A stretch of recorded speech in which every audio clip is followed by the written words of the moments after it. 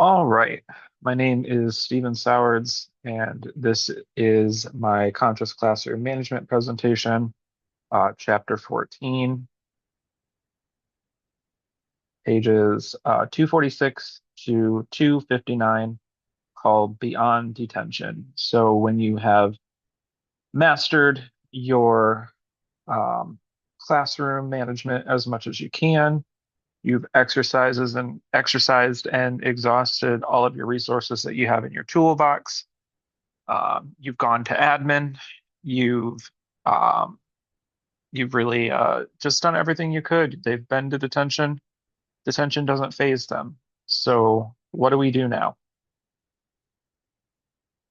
What happens when detention doesn't work? We're going to look at the who, the why, and the what do we do now? So what do we do when we have that one student who just isn't cooperating, isn't learning, is being a distraction to other students, um, that kind of thing. So, okay, that special students, what we're going to look for, extreme behaviors. We're going to look, maybe they're in trouble outside of school as well as inside of school.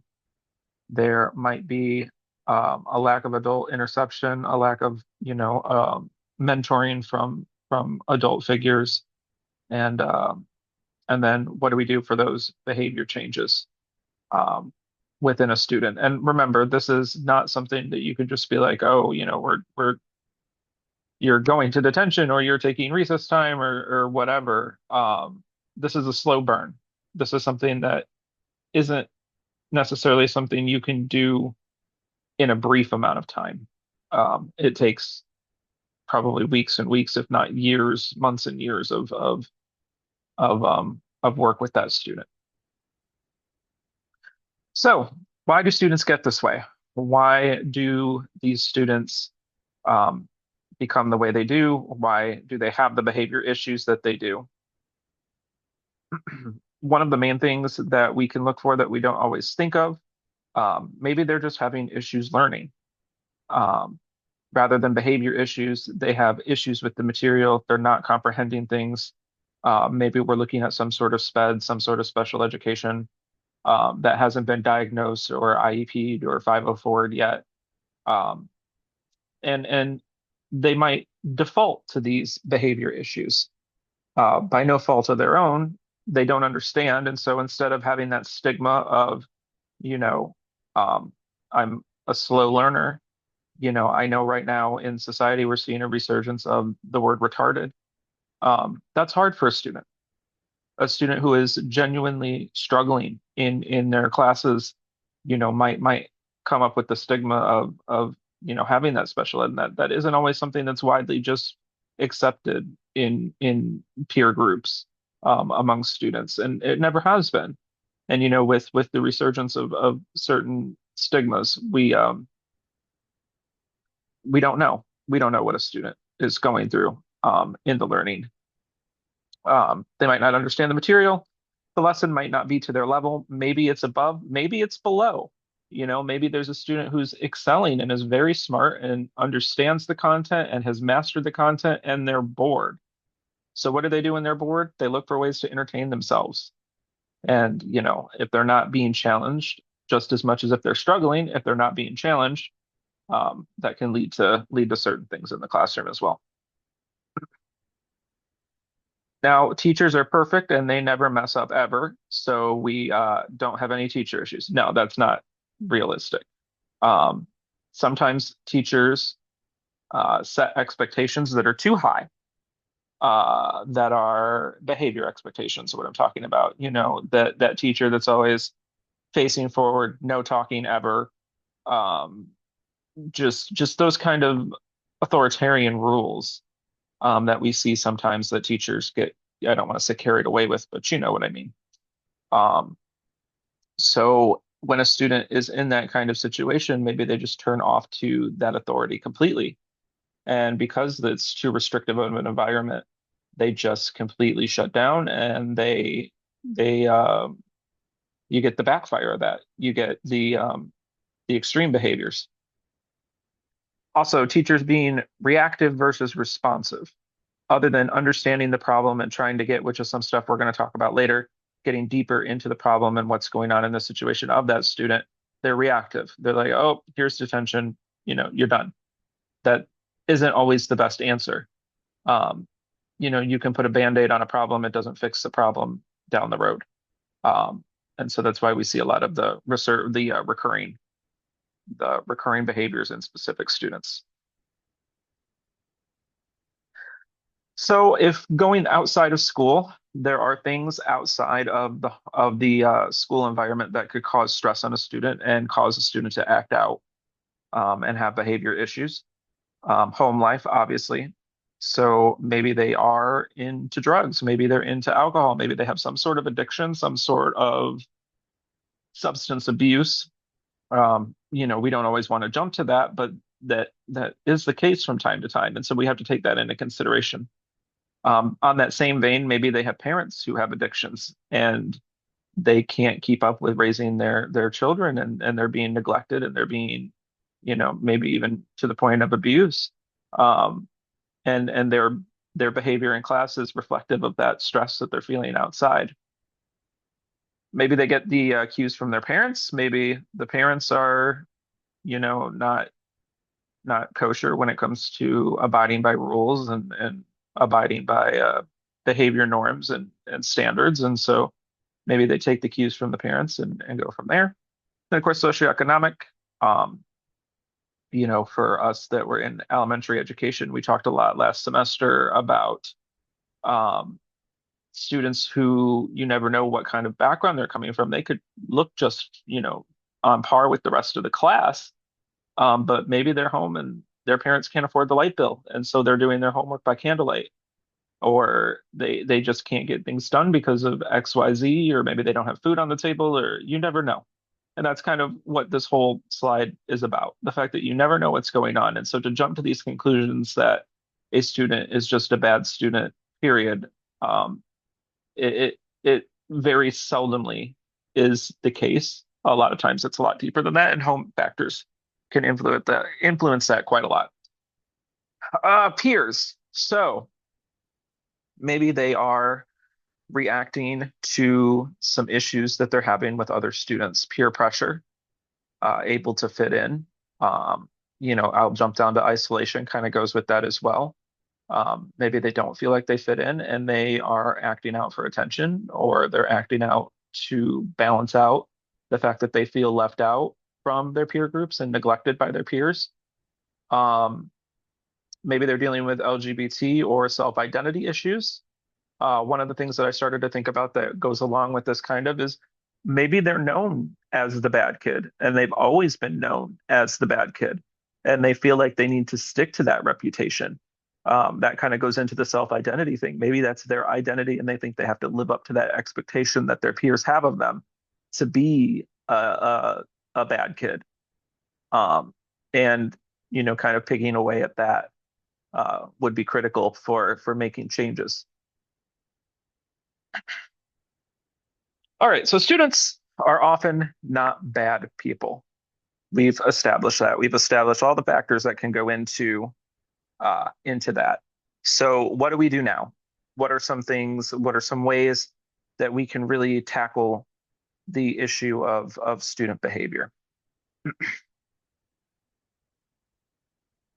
That is much slower than I thought it was going to be. Okay. First and foremost, reaching out, letting students know that you're available, being there for them, being seen by them, being in situations where they know that you're there and they know you're someone they can talk to, and they know you, and I know this sounds very after school special, but they know that you have their best interest at heart. And you really want what's best for them. So to keep reinforcing that message is something that's critical to making behavior changes. Working within their timeline. Now, this is debated a little bit because, we need their behavior to switch faster, sooner rather than later. So sometimes working within their timeline is a difficult thing to do, but you got to remember that if they don't want to change, they're not going to. And if they're not ready to change their behaviors, they're not going to. So you have to continue to make situations where you make it appealing for them to change their behaviors, whether that's, lack of consequences because their behaviors are changing, or incentivizing things, whatever your plan is for that student. Try to keep their timeline in the back of your mind. And then, of course, just letting them know you understand that life is difficult. You understand that they might be going through something. If you know the situation, tell them, be like, hey, I know your mom told me that your electric bill didn't get paid and you had issues, and I just want you to know that, I'm here to accommodate you and to do I'll do what you need me to do for you to be successful. And so just kind of letting them know you understand. And even if you don't, just knowing that you understand life's hard and you understand that things aren't always, you know, rose-colored glasses all the time. These I statements are something that the book recommends, and I found them interesting and I found them meaningful, and I think they have some really good potential. So these let your students know that you are listening, and they go beyond that. They let your students know that you're listening, but they also, like we were saying before, they let your students know that you're understanding, that you understand their specific situation. This isn't some blanket statement you're making um, to try to get behavior changes on a whim. You understand this specific student, and you understand their situation and what needs to happen for them to make those positive changes. So statements like I am concerned about blah blah blah, whatever that might be, or I understand that this is going on, blah blah blah. Here's some resources, or here's something that I can do to help accommodate you in the situation that you're going through. And I think just being on top of these statements, just being apologetic, being like, I'm sorry this is happening to you. I'm sorry that you feel this way. Whatever that may be. So, the book lists 5 keys to break the cycle of misbehavior. So, we'll take a look at this. In order to break that cycle of misbehavior, there are 5 keys that are student driven that must be met. First of all, the student wants to change. You're not going to force somebody into changing into something they're not, unless they're ready, unless they are, unless they have that drive and that determination to change. And you can get to that place many ways, but that has to be the underlying tone of what's going on. They need to know how to change. They need to know what the expectations are, and they need to know how to live up to those expectations. And they need the resources, the understanding, the information in order to get there. They need to have an opportunity to practice. It's not a light switch, it is a dial. It is not something that you're going to switch on or off good behavior. It doesn't work that way. It's a dial. It's something that you have to turn up over time. And you have to celebrate those little victories that you have, and you have to acknowledge when they're having good behavior, and you have to reprimand when they're not. So you have to continue doing that, but just know that it's not something where you're going to flip a light switch and everything's going to be hunky dory. It doesn't work that way. They need to be conscious of their choices. They need to understand that they're making choices that are negative when they are. And they need to understand why those choices are negative and what consequences come with those choices. And then finally, they need ongoing modeling and support, whether this is from the teacher, modeling good behavior, modeling ways to be responsible and respectful, or whether it's pairing them with other students who are higher up on that level of behavior. Maybe doing that, maybe pairing them with a group or a partner that knows the behavior expectations and lives up to them and can be a good role model for that student. So yeah, these are the 5 keys that the book mentions. So these are just some things that go along with that. Finally, the one thing I wanted to reiterate is that, and I said it before earlier in the slideshow, and I'm going to say it again, students are not bad by nature. They don't wake up evil. They don't wake up and just decide, I'm going to be, for lack of a better term, I'm going to be an asshole today. They don't do that. they wake up and they go to school because they have to, and they behave the way that they're behaving 9.5 times out of 10 because of some situation that's going on, because of some expectation they're not living up to, because of some learning uh, issue that they're having. There's always something behind there. It's not just I'm going to be chaos just to be chaos. So yeah, those are the things that we need to keep in mind, and those are the things that the book talks about. So thank you for watching. How do I stop this?